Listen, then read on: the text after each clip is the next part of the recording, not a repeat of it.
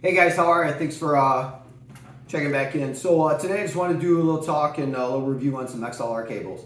So prior to towards the end of 2016, when we were still using powered mixer passive speakers for shows, we would just use XLR cables. Basically just for microphones. So towards the end of 16, when we went to powered speakers. Obviously, we started using XLRs for mics and speakers. Unless we were using the wireless mics, we still had a small XLR patch cable there. But talking about the longer ones here, the main ones that we use for speakers, and then mostly my mic because Erin's usually using her wireless for the smaller one. But at that time, I started purchasing the Livewire Essential XLR cables, the ones that you pick up from Guitar Center. So this particular one right here, I'll just get this out of the way real quick in case you're wondering. This is a 25 footer. This part number is 1121-95078. 1121-95078. And these are still on the Guitar Center website. So this particular sample here is a 25 footer. And these are, I think, $39.99. Obviously, the price goes down for like the 20s, the 15s. So I do have them in the 25s, the 20s, a 15 or 2, I believe. I think we had some 6s when we had subs, did a couple DJ events back when we had our bottoms. So they had like 6 footers or something from the subs up to the top. So, with that being said, again, these are the Livewire Essentials. So these are the cheaper ones. I don't know if these come, as long as the packaging is the same color, I don't know if these are the ones that come with in the blue packaging or the red packaging. Some tells me it's the red, actually. But these are the cheaper ones. There's also the Livewire Advantage, and I think those are like $46.99 for a 25 footer. Obviously, price is less with the shorter cables too. So this is what we use predominantly. I'll use a 15 or a 20. Depending on if we have if it's, smaller stage, and my mic's not too far from the mixer.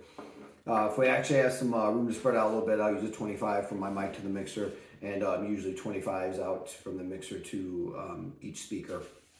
And again, if it's a more narrow place or a really reverberant place, and we don't have to cover a lot of space, we'll just use one speaker for a house. But again, but this is what we use now from our mixer, the monitor feed to our floor monitor.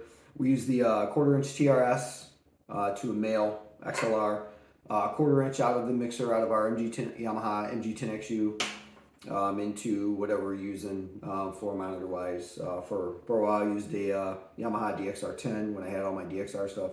But now, most of the time this is going into QSC CP8 on the floor. This particular part number here is, wherever it's at here, I think it's, 18199. Now, I checked on the website before I started this, and I don't see this particular model number unless I missed it, but they still do have, obviously, 1/4 inch to XLR males. So, if you see the blue tape on here, the reason this tape is on here, we did threw together a little get-together gig in our barn a couple years ago. So with full band, so I had some buddies coming over and stuff. So we set up everything back when I owned all the PA gear, bottoms and all the tops and everything. And I knew they were bringing some of their cables for their mics and whatever else. So or for their things to be running to the board. So I just took some blue painter's tape and just threw on the male XLR end of all my cables, obviously, so that we didn't get them mixed up. So I threw a little DH on here for Dixie Highway and 25. Just let me know right away this is a 25 footer. So when I'm grabbing stuff out of the gear bag, or if I know the place we're going, it's a repeat place, I know what size we need, I just make sure, obviously I always have a spare in one of the gear bags that we take with us, but I just make sure that I have the right length in there, so just a quick glance and I know. So I'm sure many of you have your own ways to designate the different size and stuff like that. So same thing here. This what we use for monitor feed is a 20 footer, so 20 foot, or we're at 20 and a DH on here. So as for a review of these, number one, you'll see these are kind of clean. These are kind of spares I just keep in the closet back there, because I got a bunch of spares now, so I didn't want the dirty, floor crudded, dusty ones all over the table here. So you'll see these are pretty clean. The other ones in the gear bag look just like this, but they're just dusted up a little bit. But review wise, I've had absolutely zero problems out of any Livewire Essential XLR cable that we've owned, and that's just going show to show, gig to gig, for years now, and uncoiling them, tossing them out, hooking them up, getting stepped on if you can't do good cable management. It all depends on where you're at, and so inevitably, obviously, they're getting dirty, and at times they're getting stepped on. We try to avoid that, but it happens, right? So the connectors, no problems at all with these connectors. I think on the more expensive one, the Livewire Advantage one, I think the female and the male connectors are black, I believe, on those.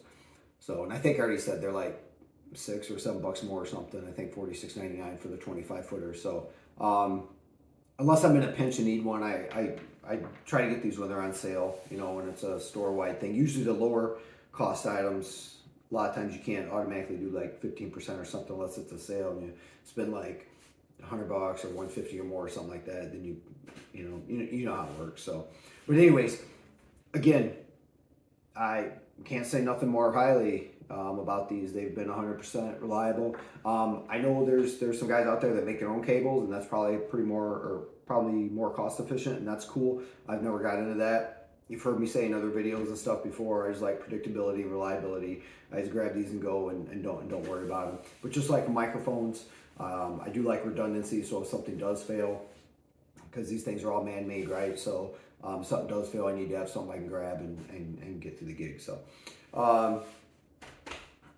I really don't know what else to say about these other than our use. They've been 100% reliable.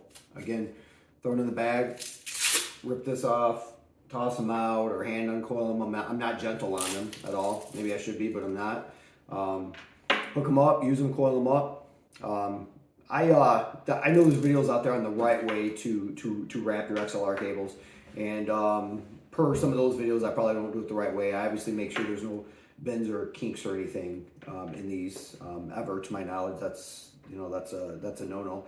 But I just twist each one. I don't do the overlap thing or a twist with each coil or something like that. So if that's the super right way to do it, I don't know the super right way. So most of the time, I just keep them wrapped with these Velcros.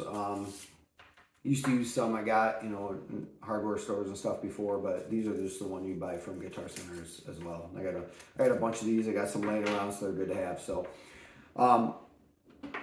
again, review wise, 100%. So I can't give anything a higher, higher rating than that. So for our use case and using them, out they go.